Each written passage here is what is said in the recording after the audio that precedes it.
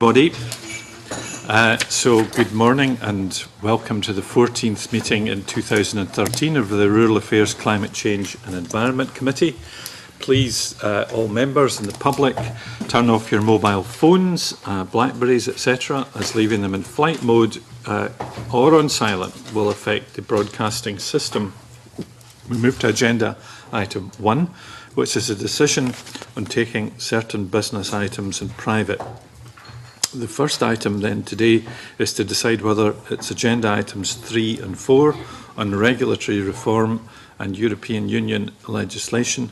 The first being an approach paper, the second being legal advice. Our members agreed to take these in private. Yes. We're agreed to take them in private. Thank you very much. Agenda item 2 is Marine Issues Evidence Session. And in consideration of its work programme last week, the committee agreed to take evidence on the marine issues from Marine Scotland stakeholders and the Minister or Cabinet Secretary before writing to the Scottish Government with our views ahead of the Government's planned consultations in the summer of 2013.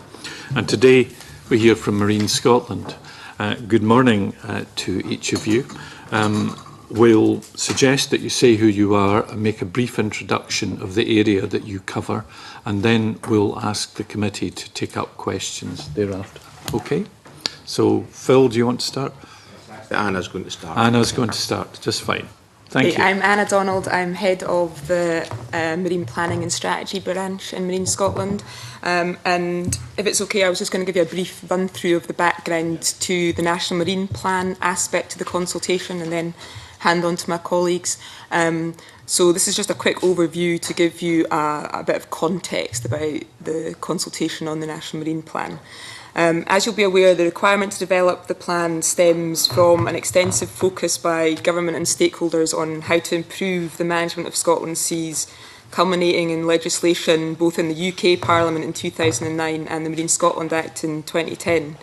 The need for both UK and Scottish legislation reflects the relatively complex issues at play in the marine environment and the desire to have a plan which could incorporate all of these, covering both Scottish territorial waters and offshore waters from 12 to 200 nautical miles, which are under UK jurisdiction, and also the mixture of activities and functions which are devolved, executively devolved or reserved. So in order to have a plan which covers those range of issues, we need agreement from UK ministers for the offshore beyond 12 nautical miles elements and the reserved elements of the plan, including at the consultation stage. So presently we're seeking that agreement from UK ministers. The Marine Scotland Act sets out the broad framework of what the plan should contain and the process that we need to undertake to arrive at the plan. So in terms of the content, that focuses on policies for sustainable development and also requires that we include socio-economic, marine ecosystem and climate change objectives. And the process aspect of the legislation focuses on the need for assessment, engagement around the development of the plan, the formal consultation process which we're entering into later this year, and then the ongoing need for monitoring and review. In terms of coming to the consultation version, we're building directly on the pre-consultation version published in March 2011 and the responses we received to that exercise and the evidence base that we set out in the Marine Atlas published at the same time. The plan will also be accompanied by an appraisal of sustainability and impact assessments around equality and the impact on business and regulatory functions. And we must also comply with a UK marine policy statement agreed by all UK administrations in 2011.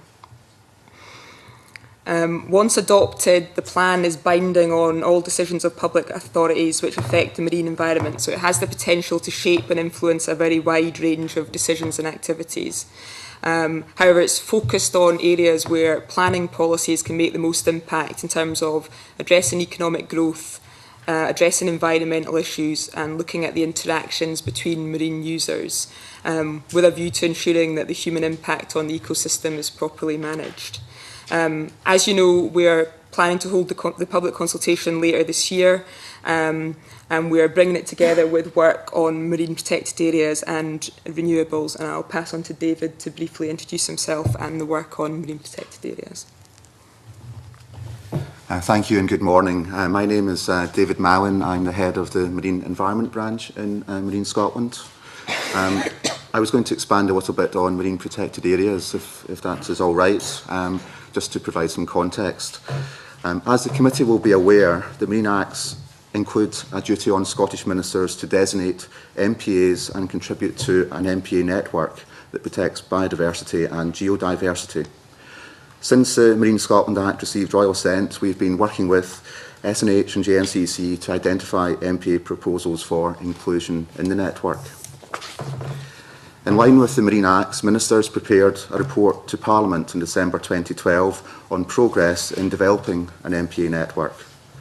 The report was based on the advice from SNH and JNCC and covered inshore and offshore waters.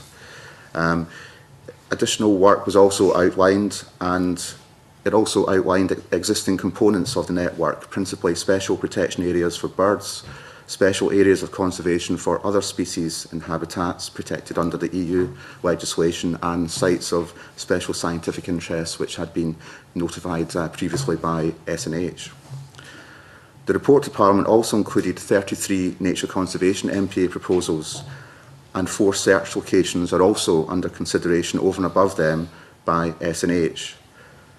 The report also outlined further work which is required in the marine environment to complete our EU obligations under the Birds and Habitats Directives. SNH and JNCC's scientific advice is that 29 to 33 of the MPA proposals are needed. Also, that some features will not be adequately represented by these 33 locations and require further work on them. These are principally the whale and dolphin species and basking shark. And the 4 search locations are being considered to represent the key habitat for these species.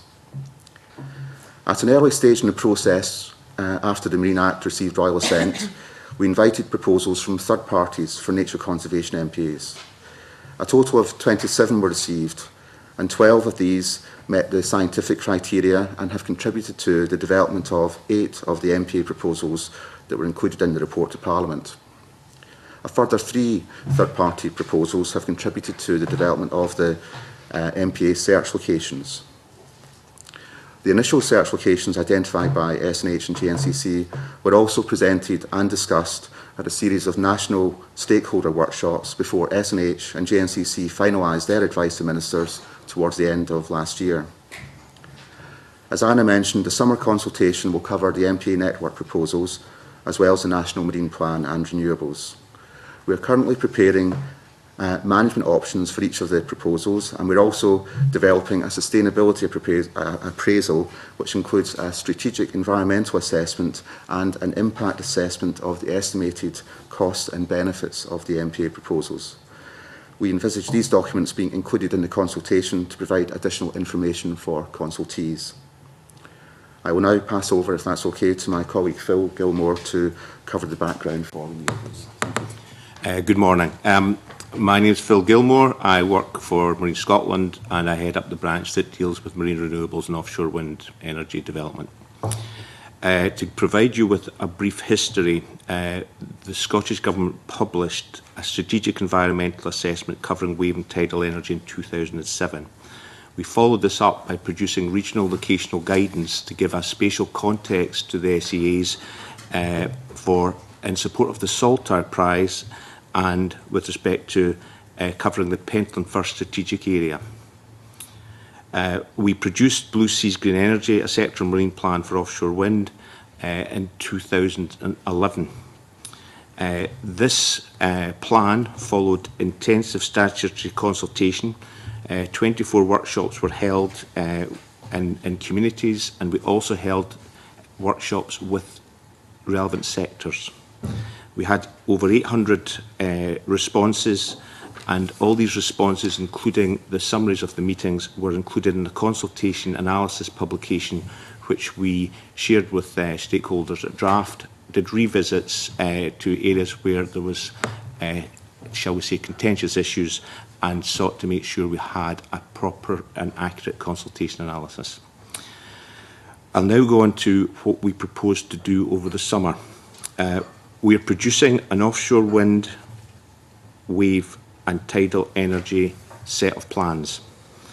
That requires us to review the Blue Seas Green Energy, the offshore wind plan that's already in the public domain, and we will produce separate wave and tidal plans. With respect to this, we've changed our timescale based on non-statutory consultation, especially with the fishing sector, who have requested that we do cumulative and in combination effects with respect to all three of the plans we're proposing to do. They want to know what the overall effect will be on them, as do other stakeholders. As I say, we've already undertaken statutory consultation to scope and build the plan options. We will undertake statutory consultation from July in parallel with the National Marine Plan and Marine Protected Areas already discussed. We are going to hold 31 separate community workshops around Scotland. And we've produced an offshore renewable sectoral engagement strategy which we'll share with the main sectors and the environmental NGOs to ensure that they have got a certain level of service with respect to what is going to be a pretty intensive consultation period. Our sectoral stakeholder engagement already identifies 9 sectoral organisation groups with key interests, and for example the fishing sector has 10 representative bodies at least, and that doesn't include the very regional or local groups they have. Again, we will undertake the statutory consultation workshops with both the sectors, relevant groups, communities, and will produce a consultation analysis, and we will seek to make sure we engage to ensure that consultation is accurate and can underpin advice that goes to ministers on the wave, wind and tidal plans. Thank you very much for these guidelines for our discussion. I'd like to kick off by saying obviously we've been used to designations on land now for decades, and I noticed the processes you're talking about going through to achieving these new designations in the seas. And I'm quite interested just to kick off at the point where you talked about the last phase of activity once marine protected areas, for example, are in place, is the monitoring process. Now, the monitoring process presumably has not been dreamed up. Have you borrowed ideas about the monitoring process from how SNH and others have dealt with designations on land? Yes, we have looked at the experience of land, and there's a system by which site condition monitoring happens for existing protected areas, whereby once every 6 years there's an assessment of the extent to which the sites are meeting their conservation objectives. It's envisaged that we'll follow a similar system where every 6 years there's a report required to Parliament on the MPA network and the condition of the sites. We would plan to undertake surveys where required to obtain information on the condition of sites, also to work with the science base where they are undertaking surveys themselves in these locations, and to look at information we have in the Marine Plan on economic uses of the sea, to see whether that also provides information on the extent to which the sites are fulfilling their requirements, their aims. Thank you. Yes, Phil. It's all right, the sound's automatic.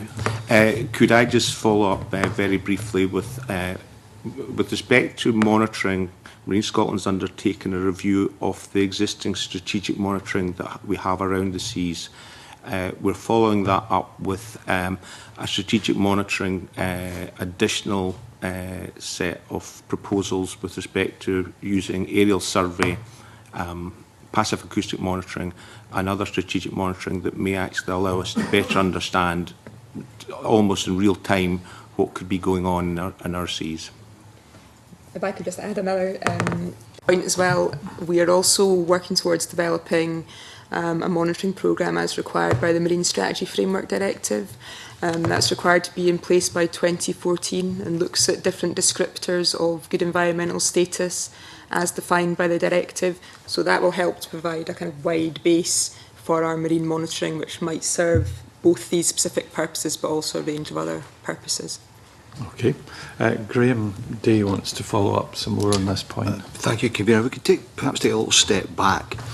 I think it would be useful if you could tell the committee just how robust the scientific evidence is that forms the assertions of biodiversity and geodiversity features made in relation to the nature conservation MPA proposals and the MPA search locations. Maybe explain to us how in practice that evidence has been obtained and who was involved in the process. Yes, what we've followed so far is a science-based approach, and it initially involved a review of existing evidence on the features and distribution within our sea for biodiversity and geodiversity. There were two contracts which we participated in with DEFRA and the other UK administrations, which the first looked at bringing together all the existing information that was held by public bodies and partners on the biodiversity, geodiversity features of our sea. So that was a key input to SNH and JNCC building the proposals for Scottish inshore and offshore waters. The second piece of work was doing the same, by bringing together all existing data held, but that was on the socio-economic use of our seas.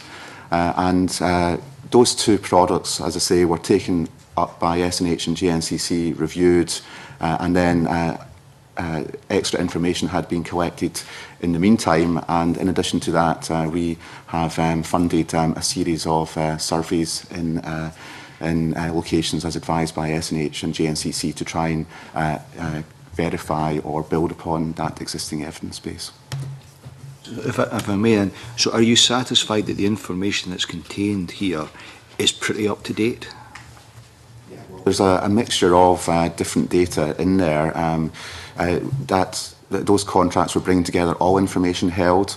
The surveys that I mentioned have focused on verifying historical records of biodiversity features. So I wouldn't like to say that everything is bang up to date, 1 year or 2 years old. As a mixture of different data sets, but we're confident that the proposals are founded on sound science and evidence. And in fact, one of the sets of documents we plan to include in the consultation will be a summary of the evidence and SNH and JNCC's assessment of the evidence, so that consultees can form their own opinion on that, hopefully. Thank you very much. Following on from that, Angus MacDonald and then Jim Hume.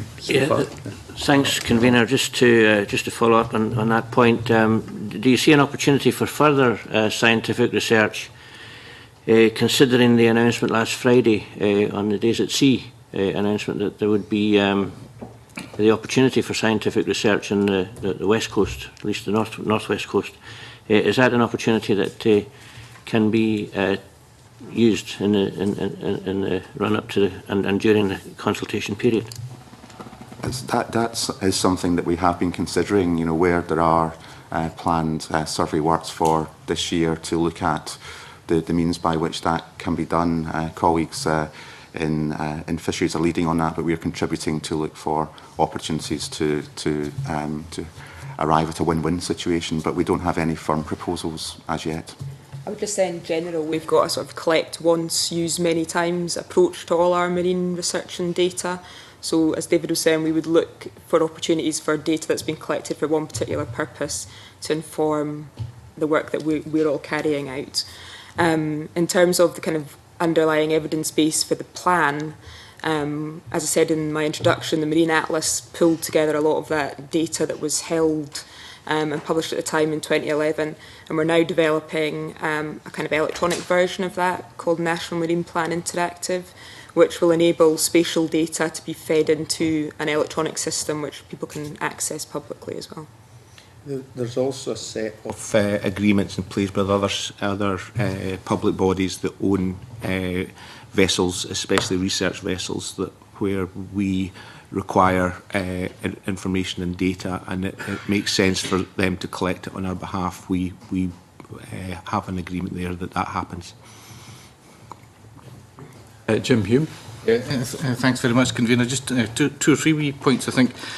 I'm glad to hear there'll be 31 community workshops, and there seems to be a little bit concern about the science base of it. So will there be plans to make available the scientific basis for those management options before those community workshops? Or with respect to the wave, wind and tidal plans, we will publish a strategic environmental assessment, and we will publish a set of other assessment documents, and we'll publish a draft plan. The draft plan will be in a form that we would imagine that the public would welcome, and we'll provide what we'll call a sustainability appraisal, which will pull together the main aspects. In other words, we will seek to have non-technical summary that helps the public engage, and the whole point of the sectoral workshops is we'll seek to explain issues as clearly as we can, and the community workshops, we will put a lot of effort into that. clarity, that would be before the consultation?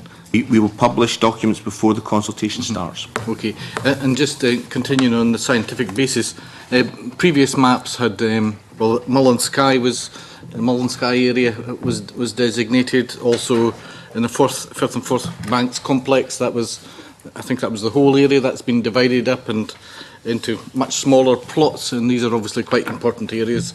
Sand eels, etc., are quite prevalent in there, which is important not just for environment, but of course for our fishing industry.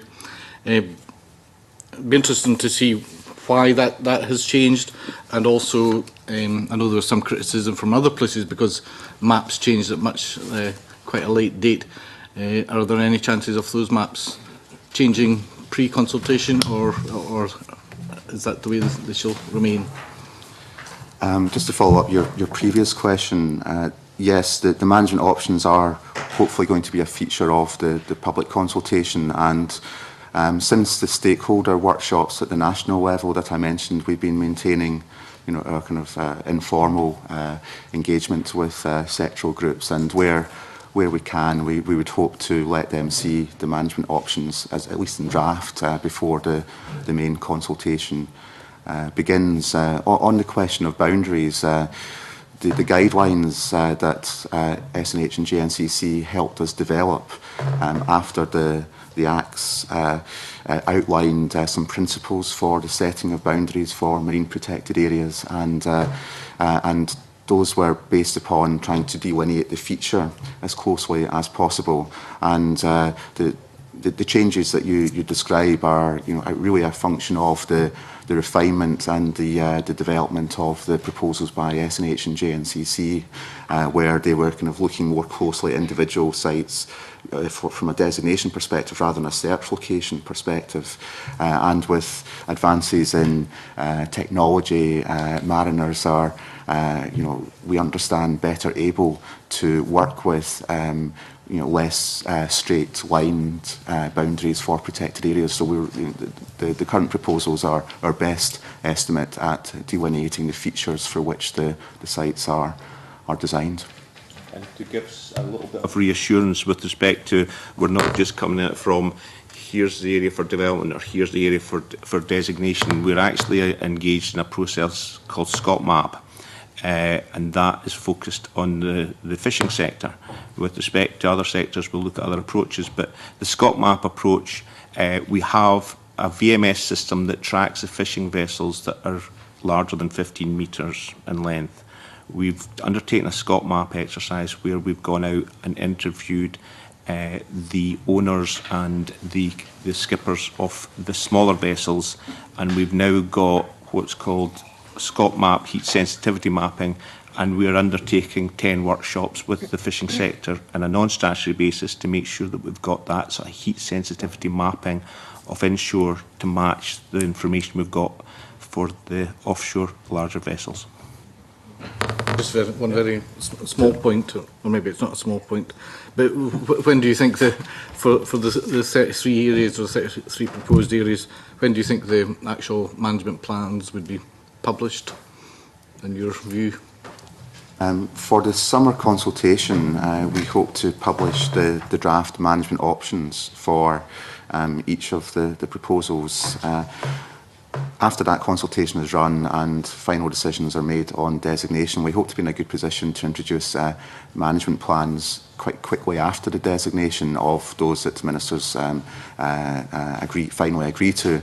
There is one kind of complication in relation to the offshore marine protected areas once designated, where fisheries, for example, may need to be managed. Then that would involve a process through the common fisheries policy. So we could outline our plans hopefully soon after designation, but there would have to be time for other member states to consider the proposals that we set out.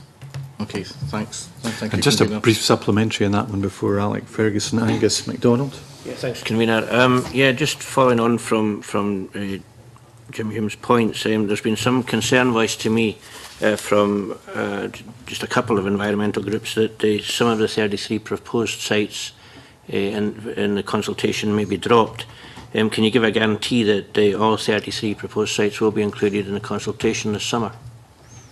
Well, what I can say is that the report to Parliament included all 33 proposals. SNH's advice is that 29 to 33 require designation. We're approaching this from the perspective of trying to create a network.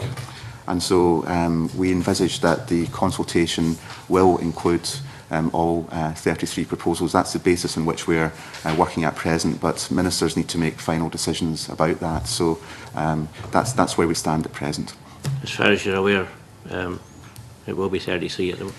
Yes, we're designing the impact assessment I described and the strategic environmental assessment are founded upon the 33 proposals. The information on sites that we're developing, including the evidence summaries, also are being done for all 33 sites. But ministers need to take a final decision on which set of proposals to take forward for consultation in summer. Thank you. You, Alec Ferguson. Yeah. Thank you, Convener. And actually, Mr MacDonald's point was part of my question, but the second part of my question, not at all. That proves that I had a good point, I think. The second part of my question was, can you confirm that within the consultation, each proposal will be individually presented, if I can put it that way, or will the whole thing be presented as a complete package? In relation to marine protected areas, then yes, I can confirm that the plan is to outline information on individual marine protected areas, but it is a little bit of and both, because we also want to describe the way in which they fit into an overall network. And there are 4 search locations which SNH is continuing to undertake work on. They won't be in a position to be included in the consultation as a proposition for designation at this point in time, but because of the network approach, we want to describe and provide information on those proposals as they stand at present. I fully understand and agree with the need to incorporate the whole into a network, and that is totally sensible, but just for final clarification, there will be opportunities to comment and make submissions on individual proposals as well as the whole network thing. Yeah, thank you very much for that. You, Claudia Buish. Good morning. Just to continue the line of questioning about the MPAs, could I ask specifically if you could shed any light, David, on the Firth of Forthbanks complex and the possibility of an alternative site, which I think Marine Scotland had floated as an idea, and whether that specific site, with its importance for a range of species and habitats, will actually be within the groupings that will come forward to consultation. That's certainly the current plan, as I outlined earlier, that all 33 proposals would be available for comment during the consultation period. The advice from SNH is that 29 to 33 are needed. That's because there are some alternatives and some choices that they provided in the advice. And this is stemming back to the network attempting to represent the biodiversity in our seas. And so the first to fourth shelf banks and mounds and such like, is a place where those features are found. But there are two other alternative locations, Turbot Bank and the Norwegian boundary sedimental plain, that also contain mixtures of those features. So there is, I think, a choice over how best to represent those features in the network, and that we envisage will be a feature of the consultation.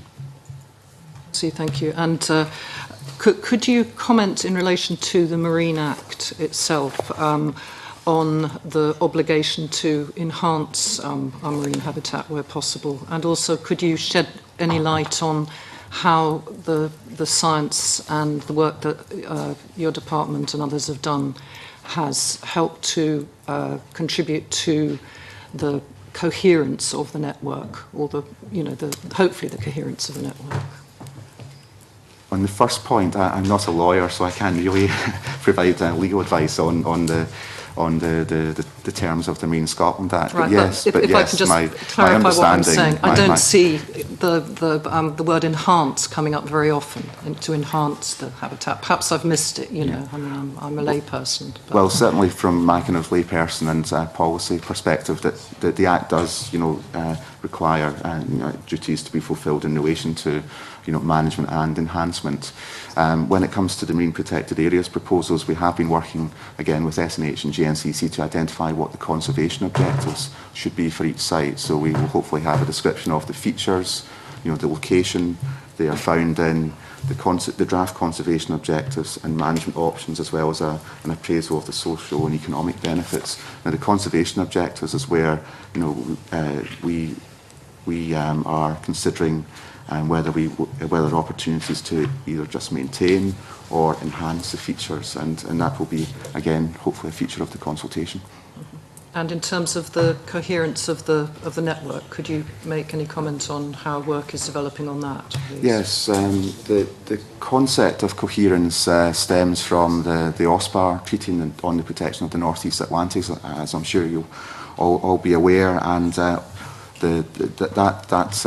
treaty discussions under it had resulted in some guidance for countries in the North East Atlantic on how to contribute towards ecological coherence of that network at the wider scale. We've taken up that guidance and have been applying it to the identification of these proposals, and the principles are outlined in the MPA guidelines. It's about, broadly speaking, it's about representation of features and replication of features, and those are concepts that we have built into the design of the proposals which were reported to Parliament.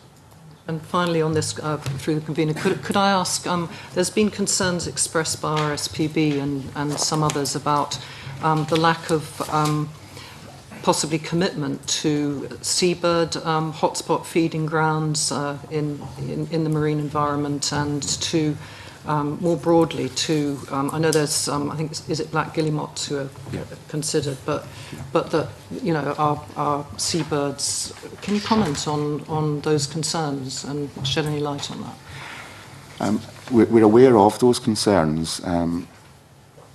We have a fairly significant programme of work that, again, SNH and GNCC is leading to identify locations which merit designation as special protection areas under the Birds Directive in the marine environment.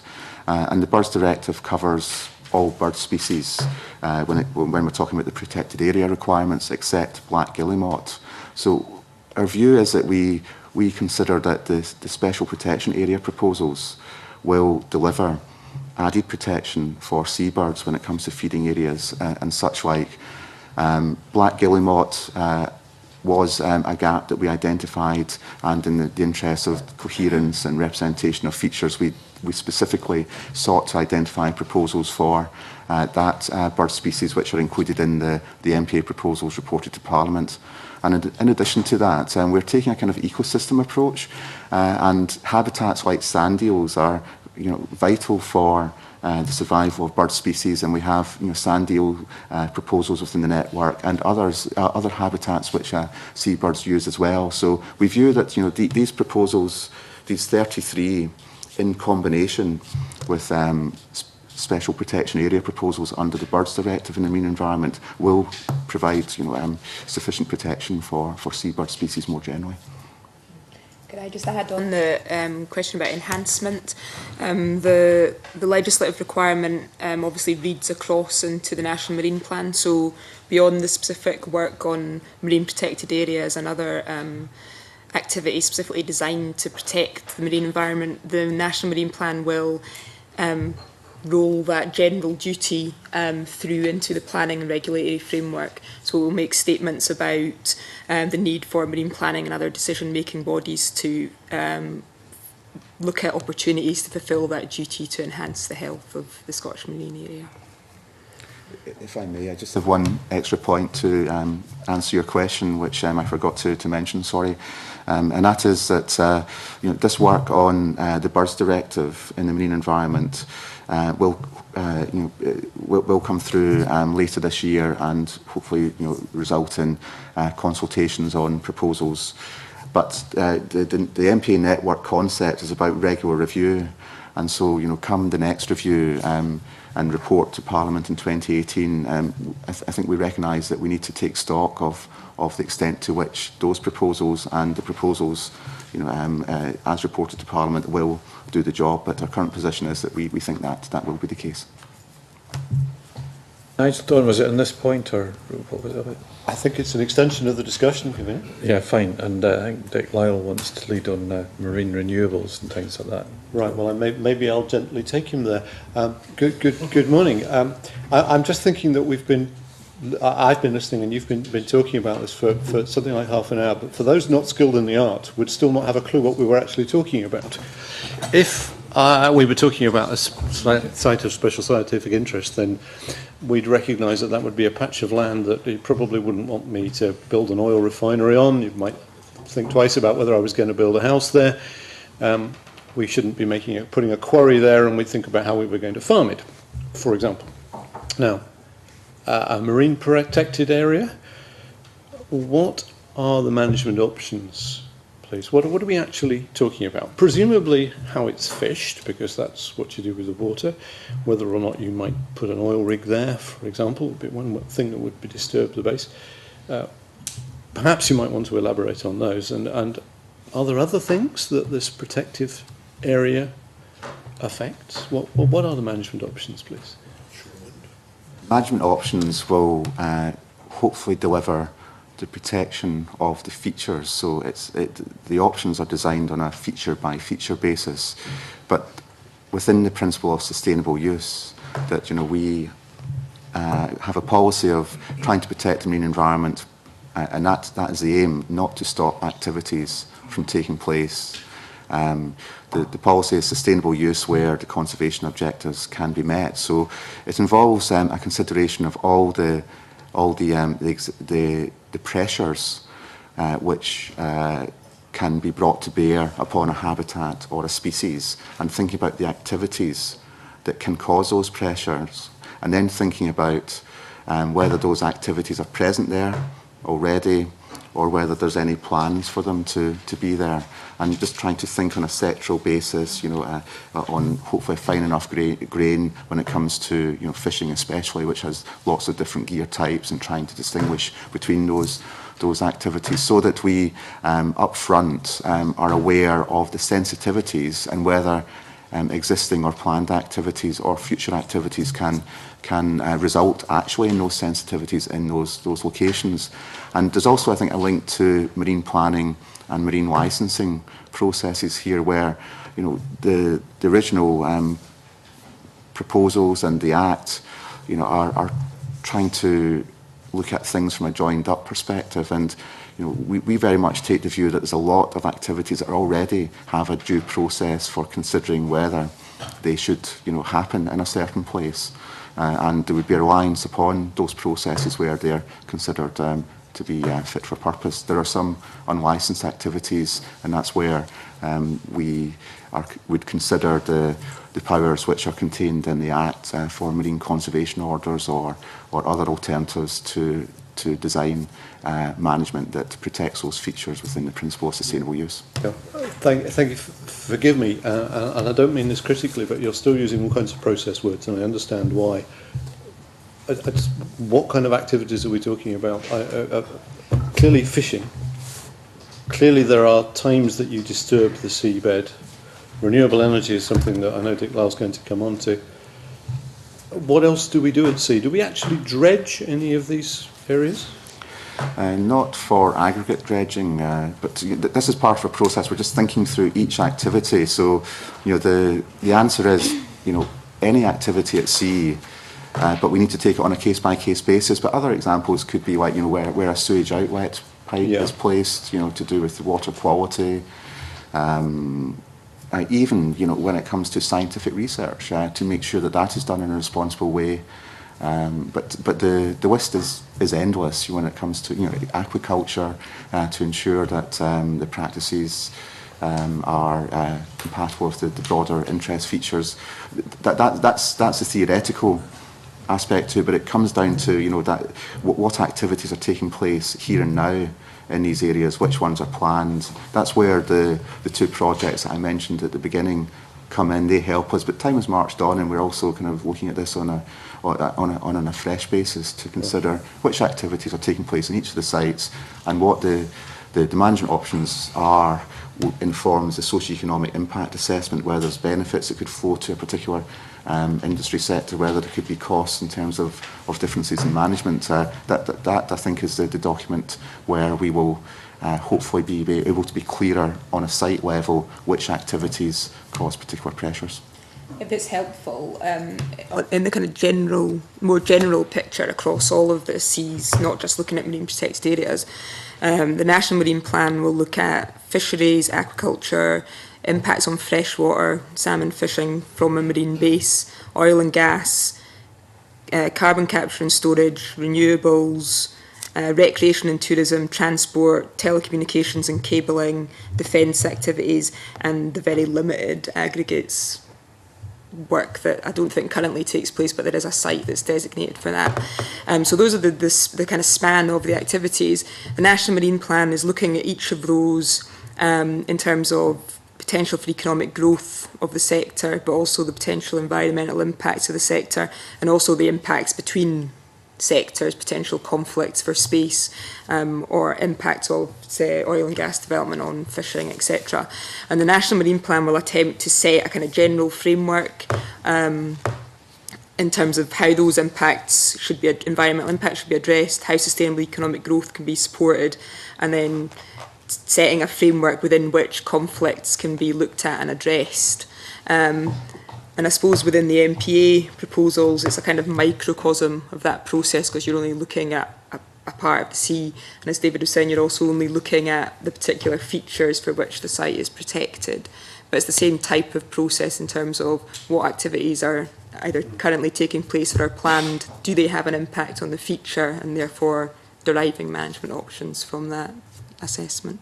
Okay, thank you. Thank you. That list was helpful in itself. Thank you. Thank you. Dick Lyle. Can I thank Nigel Dawn for actually leading us into the questions I'm going to ask, and basically it's centred to Phil Gilmer. And sorry if I'm going to put you under pressure, Phil. But basically the situation is what you're going to do within this important plan is actually going to impact on both what Anna Donald and David Mallon is going to do. So when local authorities make out a plan, they stick to it, but you always have people who want to test it and ask for more and put in more sites. So in the sites that you're looking at for renewables, which are going to develop over, can you tell us how many years you're planning ahead for? What actually you're doing to ensure that the sites, and the point that Nigel made was that when you put in these sites, that would that protect an area, would actually enhance an area, bring in, if you put a wreck in the sea, if you go back 10 years later, you actually find that the marine environment has improved. And whilst we put oil rigs, which are 300 miles away and people can't see them, if you put renewables, a wind turbine or whatever in the sea, it may be only a mile off the coast. So what we're doing to ensure that we're going to, protect the environment, improve the environment, and you're going to stick rigidly to the areas that you're looking at, and are the areas you're looking at, sorry to keep on going on, but are the areas you're looking at going to be areas which are not a very good environment area just now, but you're going to improve it? With respect to our approach, we've been working away for 4 years on trying to introduce a proper and thorough spatial marine planning approach. And with respect to when we started the process, we looked to see what were the best tools available to us to actually look at the issues with respect to, shall we say, conflict avoidance. And with respect to that, we chose 3 main tools, which was the strategic environmental assessment, which is often used by countries who are doing plans as a test. We started to use strategic habitat regulation appraisal, which takes account of a lot of the issues that David's been talking about today. And we also undertook socioeconomics. And with respect to the socioeconomics, it's very much focused on impacts on other sectors. But our approach is based on trying to actually avoid the conflicts with the important environmental areas and the important economic zones that are currently being exploited. Now, we took advantage of the Crown Estate, who had produced basically a GIS system that could be interrogated in a smart way, and would produce scoping documents. And these scoping documents seek to identify areas that minimise the issues in an area. And from there, we go through a process of consultation, non-statutory consultation, but we seek to actually populate our scoping approach with more and more information, so that we can then produce what we call regional locational guidance. And that regional locational guidance identifies the plan options. The plan options are then subject to the assessments, and these assessments are then subject to public consultation. With respect to having a plan option that only tells you so much, it's only once you've done the assessments, you've done the consultation, that you've got enough information that you can then go to ministers and say, are you content that this is the adopted plan? And with respect to plan options can be dropped. With respect to Blue Seas Green Energy, we started with a set of plan options that were put forward by the Crown Estate and industry. There was 10 plan options. We ended up dropping 3, and 1 was withdrawn by developers themselves. So this process actually works to make sure that you're trying to identify the best areas where you can have development, where you're seeking to minimise the conflict. Now, with respect to that, currently we're coming forward with a set of plans that will show areas, but with respect to these areas, we're setting down an assumption, and we're making that assumption clear, that we would only expect, with respect to the areas coming forward, that between 10 and 25% of that would actually be subject to development. A plan takes you so far. It allows you to look at a strategic level. You can actually have ministers consider all the information, and then you can have them decide which plan options go forward. But these plan options only open the door with respect to the developers looking for an area within the plan option where they can actually take forward the necessary licence application. So it only gets to that position. With respect to timescales, our first Blue Seas Green Energy plan, that was 2020 and then beyond. When you're doing marine planning, you should be looking at far time horizons, and what we're trying to do is put in place a system that plans and uses the information we've got, but then has a review process that allows us to understand our gaps in knowledge, seek to undertake the research to fill these gaps in knowledge, and with respect to keeping going with respect to refining the information so we can get better and better plans to put in front of ministers in Parliament to say we think this is the best areas for development. But with that caveat, they always have to take it through a licensing process. And I totally agree with you, you know, and I understand the point you've made, and actually the three of you are going to ensure that the seas round about Scotland are going to improve. So the point I want to get from you is that once we have laid down this plan, and we know that developers need to know where they can go, but are we going to ensure that we stick to it, and that there are people who will take you to the edge and say, well, that area is good, but further up the coast there's a better area, but you may affect other environment problems. Are we going to ensure that the plan that we lay down, we stick to it?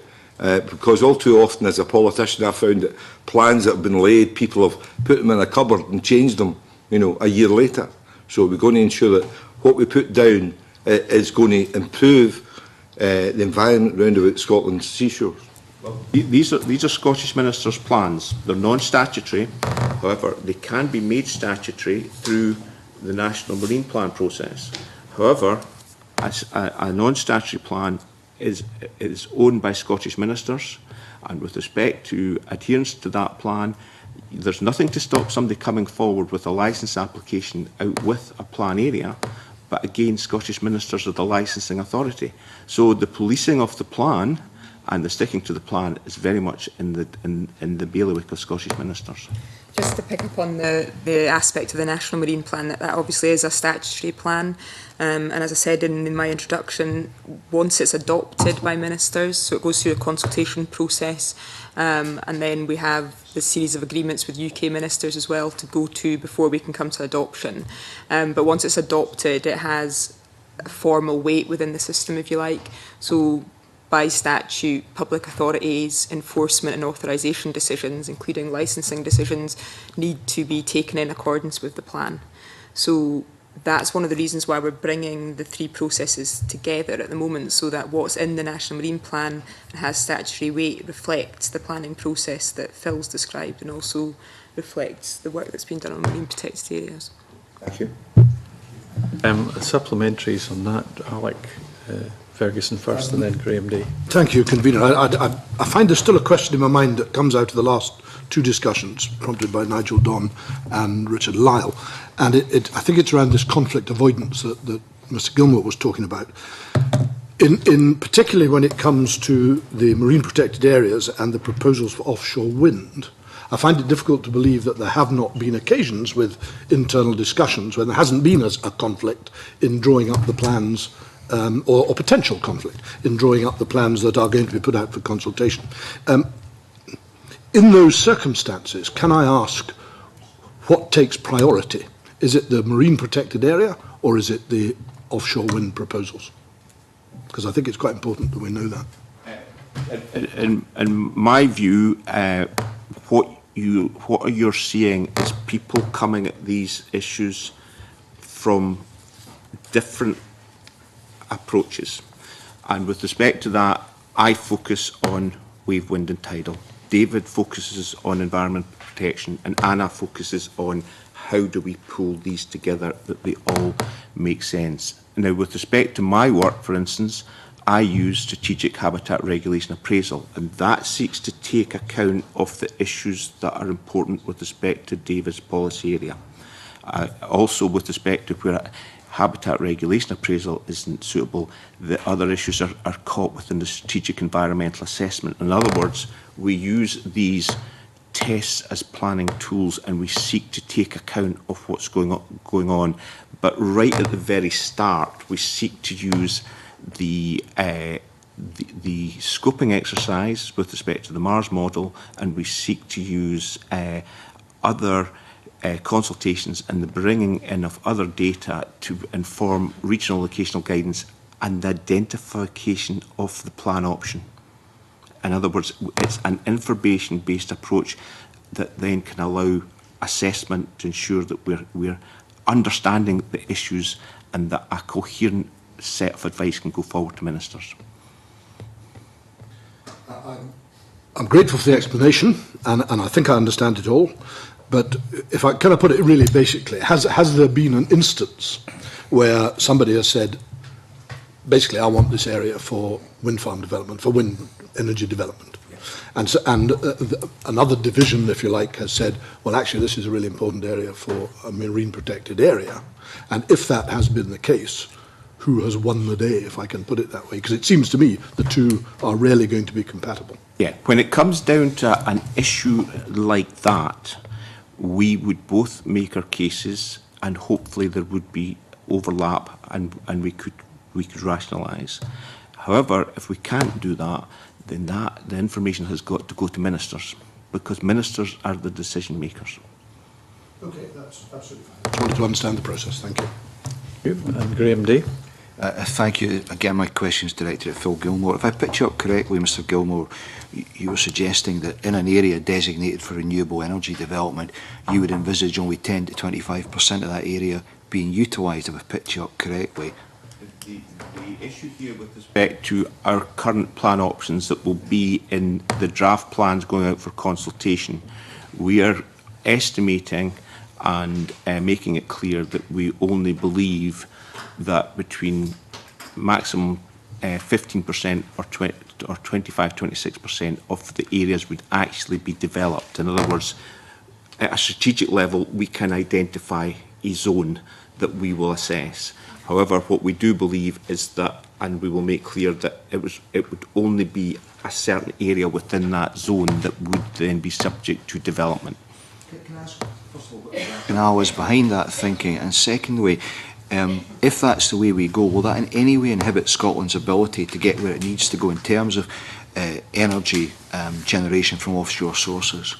With respect to the issue here, there is only so much you can do at the strategic level.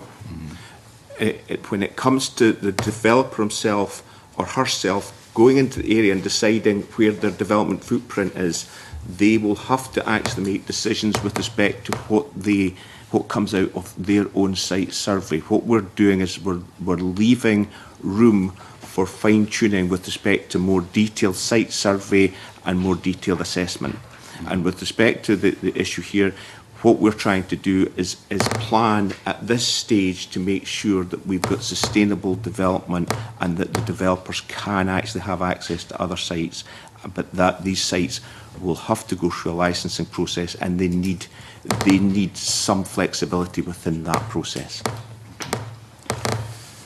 I'd like to ask you a couple of questions, and a lot of science involved here in creating these various strategic environmental and habitats assessments. Firms who are making an application for a licence obviously have to do the same. Is there not an awful lot of overlap in the work concerned? I mean, I'm thinking, for example, in the area close to where I represent, in the Murray Firth, that a lot of work's been done by MORL, Beatrice and so on, in order to make their applications. What science, are they calling upon? Public science, their own work, and is there no overlap in what we do? The overlap is minimised. When we undertake a strategic environmental assessment, we undertake a habitat regulation appraisal, or we undertake research, we park all our information and data into Marine Scotland Interactive. And what that then does is, if we've done seabed mapping, the developer can actually access it. He can access the regional environmental database that we have used. So what that does is allows them the head start of there's the environmental information, there's the science, there's the research, there's the modelling that the Marine Scotland have got, and then they can then focus in on issues which, in truth, the screening and scoping at the licensing stage refer back to the plan making process, so that you have planning and licensing merging together, and we minimise, shall we say, double activity.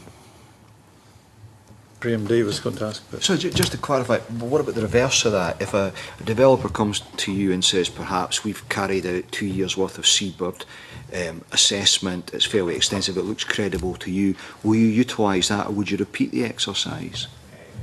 With Mr Ewing set up a licensing group to look at maximising efficiency and making sure that the licensing that was carried out by Marine Scotland was fit for purpose. And within that, there was an agreement with the developers that we would seek to share information with respect to environmental information. And as such, one of the issues that we've got in our review of our offshore wind plan and our wave and tidal is we're going and looking at what information is already available from the developers themselves.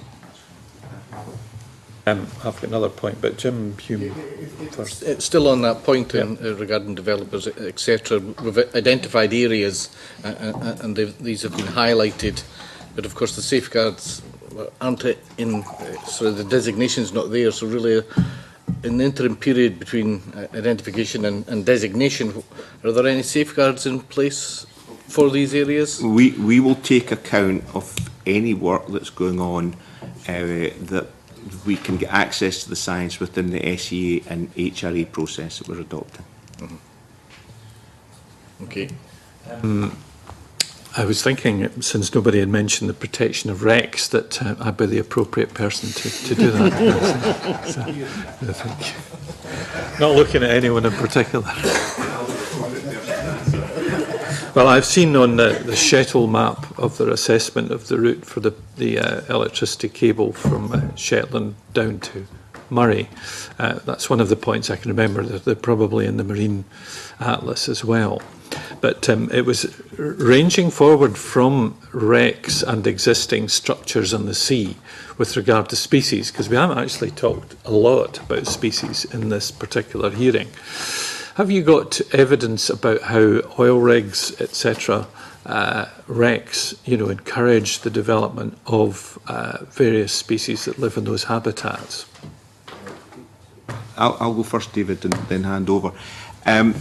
With respect to this issue, we do know that there is the potential for colonisation to take place, and you could do certain things with respect to that colonisation.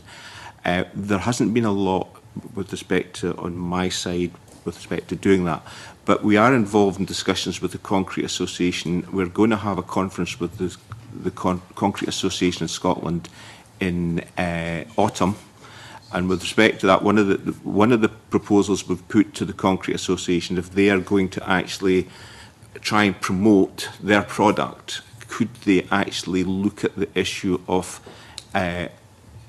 enhancing colonisation, and hence, although there will be impacts, there could be environmental benefits, because currently we haven't done enough on that we could report accurately to you. David? Yes, just to expand on what Phil said, when it comes to the Marine Protected Areas work, we've been coordinating with Historic Scotland, who have been considering how best to use the powers for historic MPAs in the Marine Scotland Act. And in the build-up to finalising the report to Parliament in December 2012 on Marine Protected Areas, we were in dialogue with Historic Scotland and SNH about the extent to which the proposals they had under consideration, were important in biodiversity terms, species or habitats, that's an ongoing discussion. The proposals that they had at that time weren't thought to have significant biodiversity value to merit them being identified as a nature conservation MPA as well as a historic MPA, but the Historic Scotland, I understand, is looking at the management of the wreck or the other historic feature, and we are in dialogue with them about the extent to which that management can also deliver benefit for the natural environment. Again, at the kind of wider planning scale, there's a section within the UK Marine Policy Statement, which applies to all administrations, which talks about recognising the benefits of development may include benefits for marine ecology and biodiversity, and also recognises this point that development proposals may provide opportunities for building in beneficial features for biodiversity. and sort of encourages the development of that. So it is explicitly recognised in the UK Marine Policy Statement that that's something we might want to look at in the planning process. Thank you for that. Another supplementary. Actually, I did mention in my preamble that RECs do enhance the environmental situation, and if you go back and the point, and I'm very interested in the point you're making that the concrete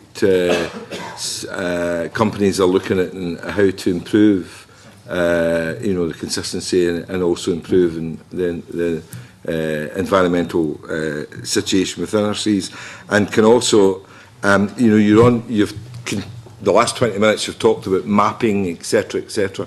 I noticed that as you said, Historic Scotland are identifying and assessing all underwater wrecks. So will you be putting in those into your mapping situation? The wrecks? Yeah. Oh, yeah, the wrecks are covered, yeah. It's a fundamental based data layer, and with respect to assessments that we would seek to make sure we're identifying these, and there's a pretty good database on these issues. If you may, convener, can just come back to sorry, I didn't ask the question in my first situation. Have we any idea how many sites? I know you said to Graham Day, I repeated that only 25% possible of the areas may be taken up. Have we any idea how many sites throughout the coastline in Scotland we're going to have in regards to wind farms?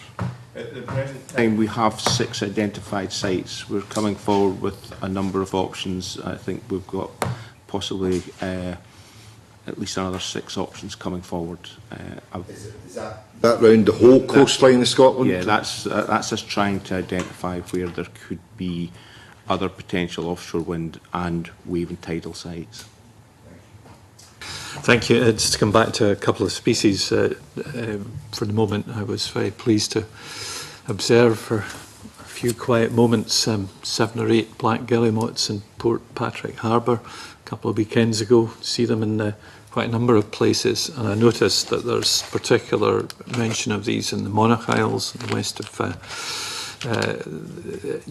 Western Isles, the Hebrides and so on.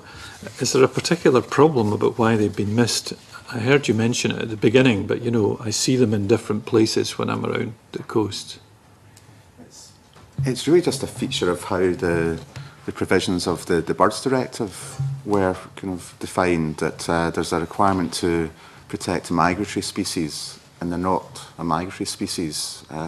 And there's a list of non-migratory species which need to be protected through the directive, and they're not listed on that list when it comes to protected area provisions, that is.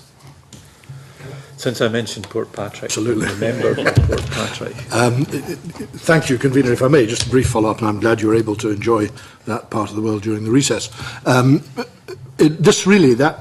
question that the convener was putting, I think, absolutely encapsulates what I was trying to get at in my question about conflict and potential conflict, because it is very difficult for me and for others I know living locally in the southwest of Scotland not to come to the conclusion that the very important wildlife colonies that exist at the Mull of Dromore have not been given any protected status because of the very close proximity of an area that's been zoned for offshore wind farm development. And it's very, very difficult not to come to that conclusion. And I really would ask if can you persuade me again why that is not the case? And not cynical, but I am now very cynical. Yeah. The approach politics. Sorry. Yeah. The approach we've followed in identifying the MPA proposals, has really been led by SNH and JNCC. They're the experts on our biodiversity. We've outlined a science-led approach. They have identified the proposals, and they've been assessed against the criteria that are about the science justification for the proposals. So we haven't deliberately excluded that site you mentioned. It's what we have is some proposals which have been identified to represent the features, and there I think lie choices. But science has been the basis for selection. So we have not used socioeconomics. Ministers do have a power you know, when it comes to designation, as you know, in the Marine Scotland Act, to take account of socioeconomics, but we haven't reached that point.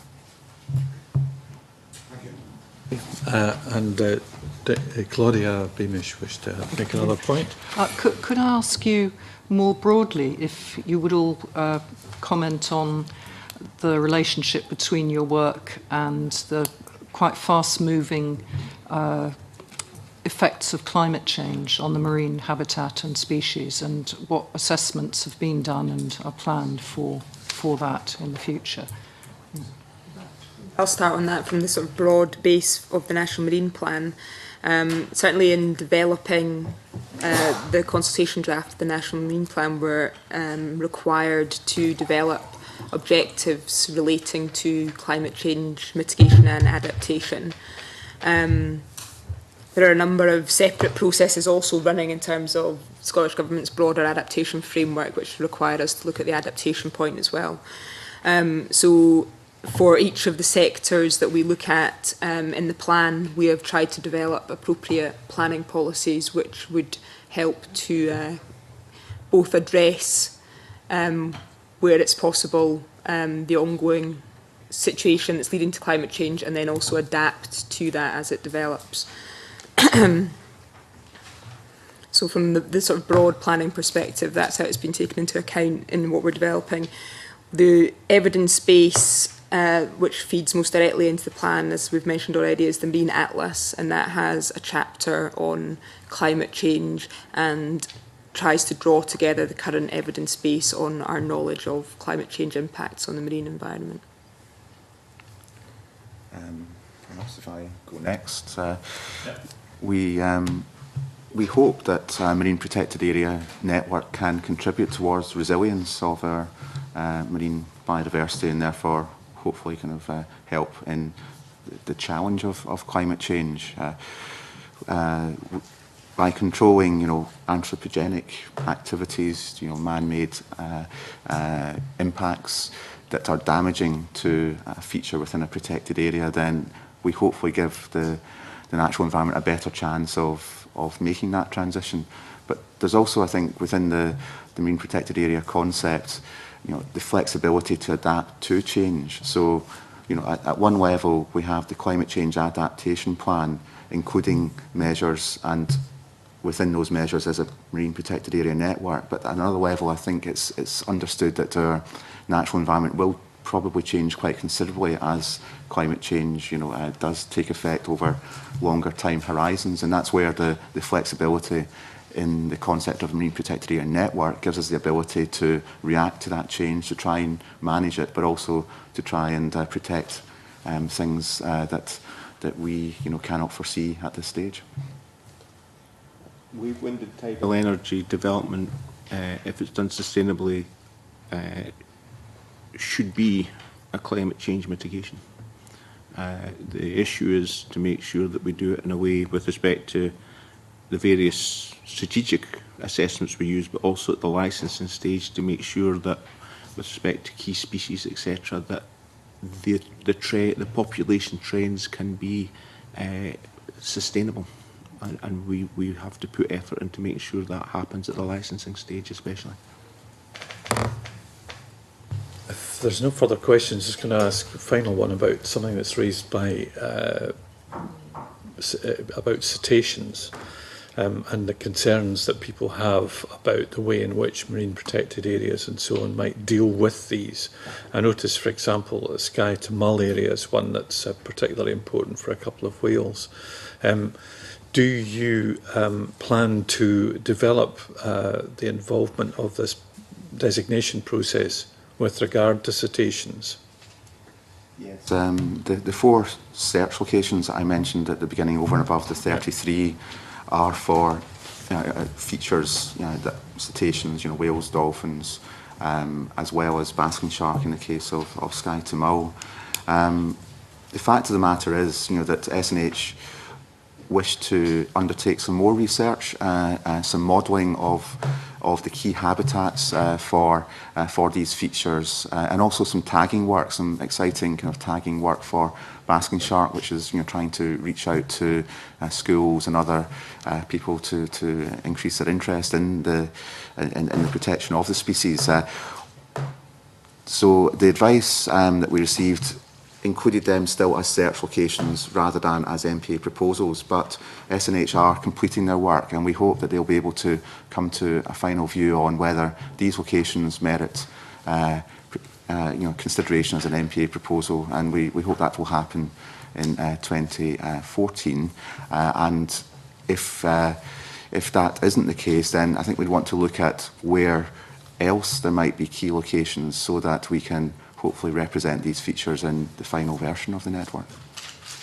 Right, that's an appropriate point, I think, to conclude our discussions at this stage. You've given us a lot of information, and I hope that we'll be able to gestate some good questions for the next group. Thank you very much, panel, for coming here. This is the end of the open meeting. We move into private after this, so we'll start to clear the room. Thank you, everybody, for being present. Thank you.